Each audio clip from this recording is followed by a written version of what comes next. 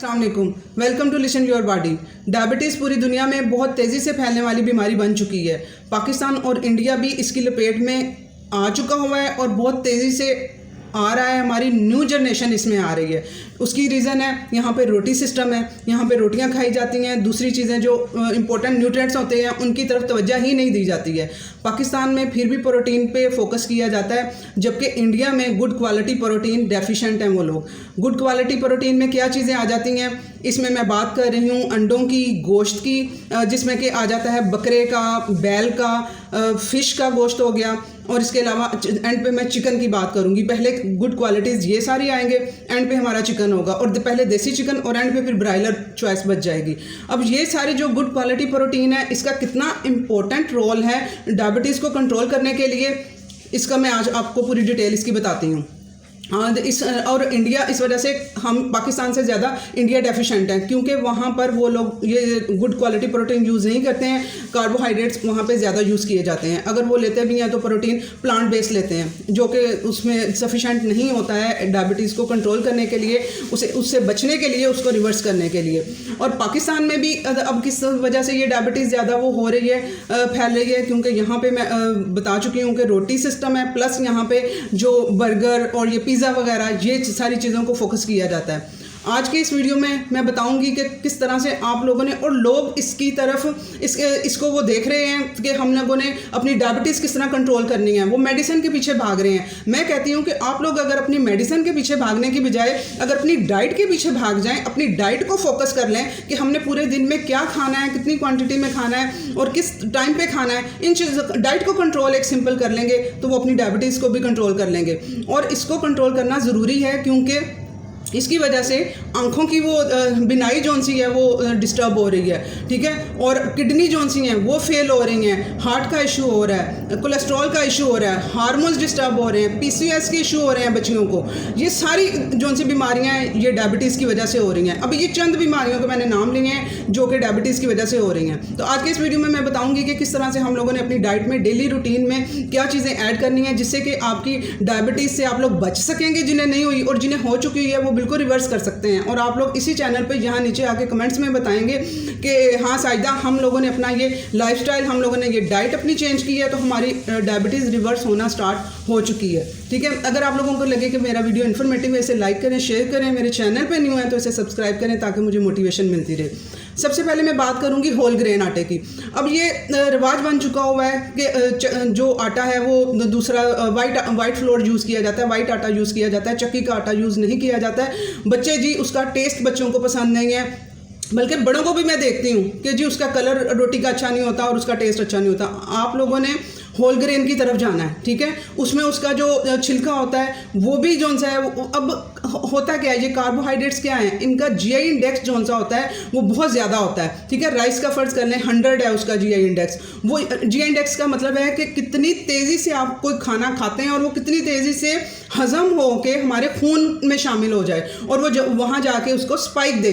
अब देखें, हमारे सेल जौन सा होता है उसको एनर्जी की ज़रूरत, हमारे सेल को थोड़ी थोड़ी मिकदार में, हमें पूरे दिन में थोड़ी थोड़ी मिकदार में होती है, और वो हम लोग एकदम से इतनी ज़्यादा उसे ग्लूकोज शुगर दे देंगे तो वो थोड़ी सी यूटिलाइज करेगा, बाकी कहाँ जाएगी, वो हमारे ब्लड में फिरेगी। वो इंसुलिन जौन सी है, वो शुगर जौन सी है, हमारे ब्लड में जाके वो फिर रही होती है। तो उसकी रीज़न यही है कि हम लोगों को अपना ऐसी डाइट चूज़ करनी है कि जो हज़म आहिस्ता आहिस्ता से हो और हम लोगों को एनर्जी लेवल स्लो में दे, ठीक है।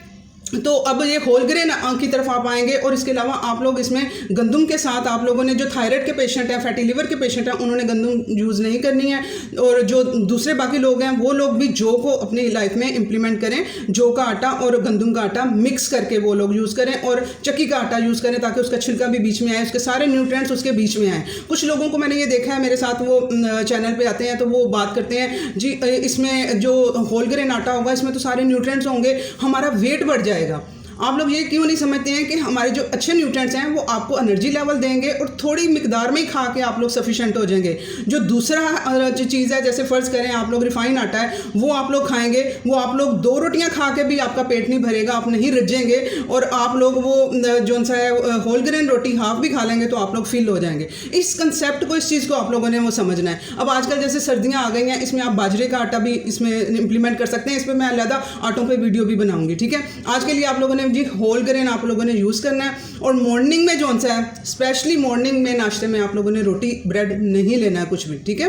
प्रोटीन की मैं बात कर रही हूँ कि प्रोटीन जो सी है वो इंसुलिन को एकदम से स्पाइक नहीं देती है। तो मैं आप लोगों को अंडों के नाश्ते का बताती हूँ कि 2 अंडों का नाश्ता करें, उससे क्या हो जाता है कि आप लोगों की इंसुलिन स्पाइक नहीं करेगी सुबह सुबह, वो स्लो मोशन में ही, स्लो में ही आप लोगों के एब्जॉर्ब होएगी और सारा डाइजेस्ट होकर आपकी बॉडी का पार्ट बनेगा वो सारा का सारा प्रोटीन, ठीक है।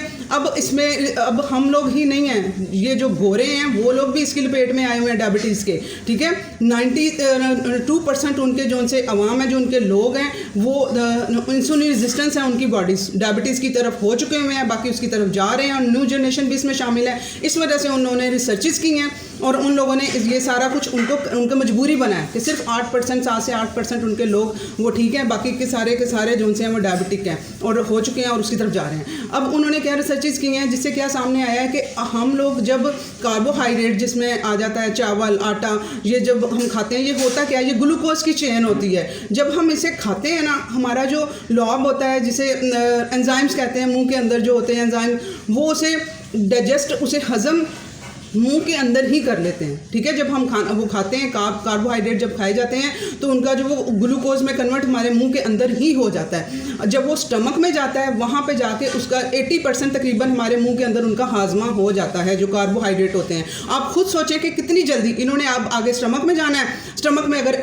तेज़ाब कम होगा, डायरेक्ट वो ब्लड में, ठीक है, इंसुलिन स्पाइक, शुगर स्पाइक, आप लोगों की शुगर हाई खाना खाते हैं तो इसी वजह से वो शुगर आप लोगों की हाई होती है। तो 80% वो मुंह में डाइजेस्ट हो जाते हैं। अब जब वो स्टमक में जाते हैं तो स्टमक का जो तेज़ाब होता है उनकी डाइजेशन को रोक देता है, स्लो कर देता है, ठीक है। वहाँ पे वो कार्ब्स की डाइजेशन को स्लो करता है, जो स्टमक का, जो मैदे का तेज़ाब है, ठीक है। अगर जिनके मैदे में तेज़ाब कम होगा या नहीं होगा, उनके लिए आप देखें कि कितना वो परेशानी का बायस है कि वो उनके इंसुलिन स्पाइक उनको मिलने वाला है, उनको शुगर का स्पाइक मिलने वाला है, एकदम रेज होने वाली, बढ़ने वाली है उनकी शुगर ब्लड में। तो अब करना क्या है, अब इसमें जो से 3 तरह के तेज़ाब इंपॉर्टेंट है। अब उसमें आ जाता है लैक्टिक एसिड आ जाता है, उसके लिए आप लोगों को फर्मेंटेड फूड्स खानी पड़ेंगी। और आप लोग फिक्र ना करें, जो लोग मेरे चैनल पे मेरे साथ चल रहे हैं, मैंने उन लोगों का लाइफस्टाइल चेंज कराना शुरू कर दिया हुआ है और उन्हें मैं अपने साथ ये सारी चीज़ें करवा रही हूँ इम्प्लीमेंट। अब जो न्यू है वो अब सुन लें कि क्या फर्मेंटेड फूड्स से वो तेज़ाब मिलता है। वो फर्मेंटेड फूड्स क्या हैं, अचार वगैरह हमारे, ठीक है। मैं कहती हूँ कि डेली आप लोगों ने अचार खाना है। अब वो अचार में आप लोगों ने अपना साथ में लेना है। एक तो मैदे का खुद का अगर तेज़ाब नहीं भी बन रहा, क्योंकि 30 ईयर के बाद जो सा है मैदा तेज़ाब बनाना कम कर देता है, उसकी म्यूकसा लेयर जो सी है वो ख़त्म होना शुरू हो जाती है, तो उस वजह से तेज़ाब कम बनता है। तो कोई बात नहीं, हम लोगों ने उसको अपने एंजाइम्स को, और ऊपर से जो डिप्रेशन, स्ट्रेस आजकल हमारी लाइफ में चल रहे हैं, वो कम तेज़ाब पैदा कर रहे होते हैं। तो वो आप लोगों ने अचार को इम्प्लीमेंट करना है अपनी लाइफ में, ठीक है। आप लोगों ने खाने के साथ आप लोगों ने अचार लेना है। उसके बाद जो सा सिट्रिक एसिड पाया जाता है, जो कि ऑरेंज में पाया जाता है, लेमन में पाया जाता है। लेकिन लेमन जो सा है वो जब खाने से पहले सिट्रिक एसिड होता है, जब हम लोग उसको खा लेते हैं तो मैदे में जाके वो हमारे अल्कलाइन का इम्पैक्ट देता है। तो वो आप लोगों ने खाने से अगर पहले 1-1.5 घंटा पहले लेमन लेना है। और अव्वल तो मैं उसे मॉर्निंग में ही प्रेफर करती हूँ कि आप लोग मॉर्निंग में अपना लेमन वाटर पिएं। वो मॉर्निंग में आ जाएगा लेमन हमारा। 3 तरह के तेज़ाब बता रही हूँ। तीसरा तेज़ाब हमने कहाँ से लेना है, एप्पल साइडर विनेगर, सेब के सिरके से हम लोगों ने लेना है, ठीक है। एसिटिक एसिड उसमें पाया जाता है। वो तेज़ाब आप लोगों ने क्या करना है, हाफ ग्लास पानी में हाफ टी स्पून से आप लोगों ने स्टार्ट करना है। हाफ टी स्पून ही आप लोगों ने लेना है, क्योंकि हम लोगों ने एक केयरफुल होके और मिनिमम लेवल पे रह के चलना है, कि ताकि हमें नुकसान भी ना हो उसका पहुंचे उस चीज़ का। तो आप लोगों ने वो अव्वल तो वो नेचुरल चीज़ है, उसका फर्मेंटेड फूड है, वो उसका कोई नुकसान नहीं है। तो आप लोगों ने सेब का सिरका हाफ टी स्पून, जो सा मेरा इसका वीडियो भी आप लोग देख सकते हैं, हाफ ग्लास पानी में हाफ टी स्पून आप लोगों ने डाल के पहले पी लेना है, साथ ही आप लोगों ने खाना खा लेना। ये 2 आप लोग तेज़ाब खाने के साथ ही वो यूज़ कर लेंगे। और ये क्या करेंगे, ये आपके जो से कार्बोहाइड्रेट्स हैं उनको ये जल्दी से हजम नहीं होने देंगे, यानी कि उनको एक तरह से आप कह लें कि वो जो स्टार्च होता है उसके साथ उसके मालिक्यूल्स ग्लूकोज के जो जुड़े होते हैं वो आके अगर मैदे में तेज़ाब कम होगा उससे अलहदा हो जाएंगे और वो ब्लड में शामिल हो जाएगा ग्लूकोज। जो ये क्या करेगा, तेज़ाब क्या करेगा, उसको उससे स्टार्च से अलहदा नहीं होने देगा।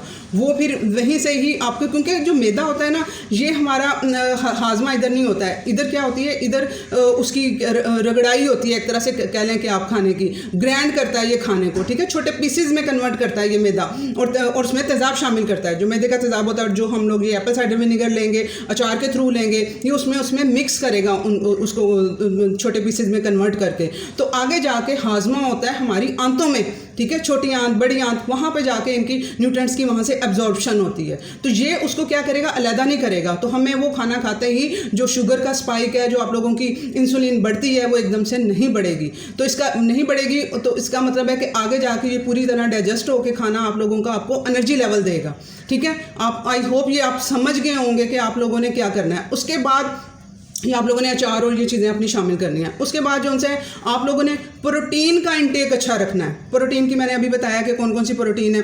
आप लोगों ने अब कुछ और खाना खाते हुए कोशिश करनी है कि प्रोटीन को पहले खा लें। फ़र्ज़ करें कि आप वो पुलाव खा रहे हैं, कोशिश करें बोटी पहले खा लें, सालन खा रहे हैं, कोशिश करें कि उसमें जो गोश्त की बोटी है वो आप लोग पहले खा लें, प्रोटीन पहले खा लें। बाकी जो राइस वगैरह कार्ब्स में आ जाएंगे और जो रोटी वगैरह है वो भी हमारे कम्प्लेक्स कार्ब्स में आ जाएगा, वो आप बाद में ले लेंगे। पहले आप लोगों ने अपना गोश्त खा लेना है जो उसमें बोटी का सालन में बोटी होगी, ठीक है, ये एक चीज़ होगी। तीसरे नंबर पे आप लोगों ने अपनी वॉक, वो भी मैंने आप लोगों को कहा हुआ है कि खाने के बाद आप लोगों ने वॉक करनी है। दोपहर के टाइम इतना टाइम नहीं होता है, ऑफिसेज में जॉब करते हैं, घर में माएँ जो उनसी बिजी होती हैं, तो उन क्या करना है कि थोड़ी देर के लिए आप लोगों ने खड़े हो जाना है। 15 से 20 मिनट खाना खाने के बाद आप लोगों ने, क्योंकि दोपहर को वॉक हम लोग वैसे भी हमारी दोपहर से लेकर शाम तक एक्टिविटी हो जाएगी चलने फिरने की, तो उसमें वो सॉल्व हो जाएगा। लेकिन खाने के फ़ौरन बाद आप लोगों ने बैठना नहीं है, आप लोगों ने 15 से 20 मिनट कोशिश करनी है खड़े होकर काम कर लें। जो घर में ख़वातीन हैं उन्होंने भी कोशिश करनी खड़े होकर काम करें। और रात का खाना खा के आप लोग 25 से 30 मिनट सुकून के साथ डीप ब्रीदिंग करते हुए अपनी वॉक अपने घर में ही कर सकते हैं। इसके लिए आप लोगों के पास कोई बहाना नहीं कि हम पार्क में जाएं या किधर गली में जाएं, किधर जाएं, आप लोग अपने घर में ही स्लो आप लोग वो वॉक कर सकते हैं। ये आप लोग वॉक भी करेंगे, ठीक है, खाना खाने के बाद आप लोग वो चीज़ें भी इंप्लीमेंट करेंगे। उसके बाद अब प्रोटीन की भी मैंने बात की है कि आप लोगों ने गुड क्वालिटी प्रोटीन भी लेनी है। उसके बाद हम लोगों ने दालें भी इंक्लूड करनी है, ठीक है। दालों में अब आप लोगों ने हर किस्म की दाल खानी है। अब इसमें सबसे ज़्यादा जो जीआई इंडेक्स होता है, वो जो जी इंडेक्स जब भी बात करूंगी ना, आपने समझना है कि हमारी शुगर को बढ़ने कम होगा तो हमारी शुगर को बढ़ने नहीं देगा। तो इसमें सबसे ज़्यादा जो चने की दाल होती है उसका जी इंडेक्स 11 होता है, 11 होता है, ठीक है, वो सबसे कम होता है। तो आप लोग चने की दाल को हफ्ते में 1-2 मरतबा ज़रूर यूज़ किया करें, चनों को यूज़ किया करें। जो थायराइड के पेशेंट हैं, डाइजेस्ट नहीं कर सकते हैं, उनके डाइजेशन का इशू एप्पल साइडर विनेगर साथ खाने के लेंगे तो, और दिन में खा लेंगे ना, दोपहर को खा लेंगे तो डाइजेशन में वो इशू नहीं होगा। और चने और दालों को आप लोगों ने भिगो के खाना है, ये एसिडिक होती हैं, इनको हम लोगों ने अल्कलाइन बनाना है। उसके लिए 5 से 6 घंटे, कम से कम 3 घंटे इन्हें भिगोया करें दालों को, और फिर इन्हें कुक किया करें और अच्छी तरह से गला के खाया करें। पकी हुई चीज़ खाया करें, दालें जो उनसी हैं पकी हुई खाया करें। वो फिर आप लोगों को एसिडिक इम्पैक्ट कम देंगी, आपकी डाइजेशन को ठीक करेंगी और पूरी तरह से आपकी बॉडी का वो पार्ट बनेंगी, ठीक है। इसमें फाइबर भी एक मिल जाएगा आप लोगों को, और प्रोटीन जो मैं जोर दे रही हूँ कि आप लोगों ने प्रोटीन को, आप एक मरतबा मेरे साथ चलें तो सही, आप लोग 1 महीने बाद कहेंगे कि वाह, हमारी तो डायबिटीज़ जो हम गोलियाँ खा के कंट्रोल कर रहे थे, हमारी वो कंट्रोल होना स्टार्ट हो गई है बिल्कुल। और आप लोगों की, और ये 100% रिवर्सेबल है, ये मैं कह रही हूँ, ये डायबिटीज़ 100% रिवर्सेबल है। आप लोग अपना लाइफस्टाइल चेंज करेंगे, जो सब कुछ बता रही इंप्लीमेंट करें, रिवर्स हो जाएगी आपकी डायबिटीज़। अगर आपके पेरेंट्स को भी थी तो इसका जीन ट्रिगर ही नहीं होगा अगर आप लोगों का लाइफस्टाइल ठीक होगा, खाना पीना ठीक होगा। अच्छा, उसके बाद ग्रीन लीफी वेजिटेबल्स, ये आप लोगों ने इंप्लीमेंट करनी है। और वो लोग जो कहते हैं हमारे किडनी का इशू है, हम लोगों को यूरिक एसिड का इशू है, उन्होंने भी ग्रीन लीफी वेजिटेबल यूज़ करनी है। ये हमारी सुपर फूड्स हैं, ये भी इंसुलिन को वो स्पाइक नहीं होने देती हैं। अब इनको भी आप लोगों ने यूज़ करना है बेफिक्र होकर, क्योंकि मैं आप लोगों की बॉडी को अल्कलाइन, मॉर्निंग में जो वाटर पिलाती हूँ उसमें लेमन वाटर में अल्कलाइन हो जाएगी, और बात डाइजेशन की हो रही होती है। अगर आप उसको डाइजेस्ट कर पाएंगे तो आप लोगों की वो हिस्सा बन जाएगी आपके जिस्म का, और वो जाके यूरिक एसिड और उसमें वो सारा कुछ नहीं कन्वर्ट होगी। तो इसे उसके लिए एप्पल साइडर विनेगर यूज़ करा रही हूँ ना डाइजेशन के लिए। तो आप लोगों ने बेफिक्र होकर आप लोगों ने पालक, मेथी, ये ग्रीन लीफी वेजिटेबल्स को लाइफ का पार्ट बनाना है। और